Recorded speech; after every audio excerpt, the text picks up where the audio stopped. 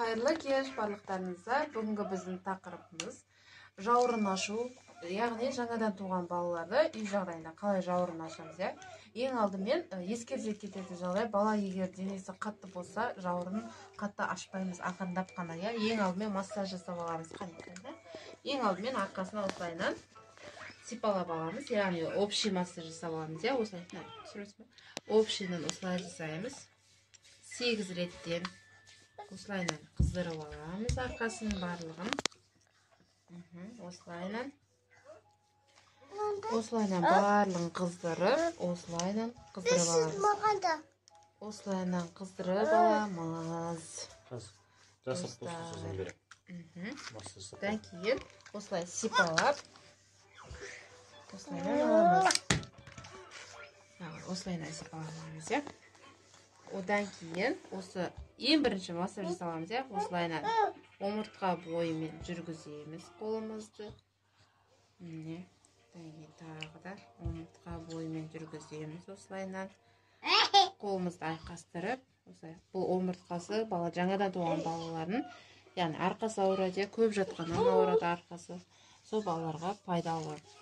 Одан кейін қыздырып алғаннан кейін осы оң қолымызбен саусағымызбен мына жағын 8 реттен қайталаймыз осылайынан, иә?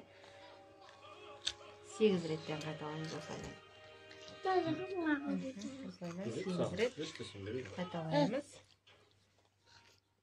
Осылайынан. И мына жағында 8 реттен қайталаймыз. Одан кейін бір сипалап аламыз.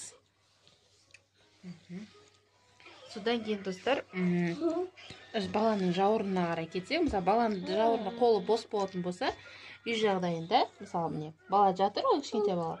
1, міне, 2, 1, 2, 1, 2.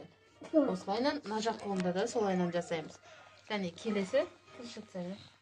Одан кейін, мысалы, қолын созып, егер баланың қолына бос болса, осылайынан жасаймыз. 1, 2.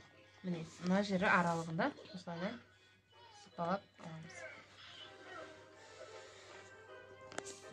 Осылайынан 4 реттен қайталасаңыздар болады, бірақ қатты жасауға болмайды. Міне, осы жерлерді ақыран уқалап жүрсеңіздер болады.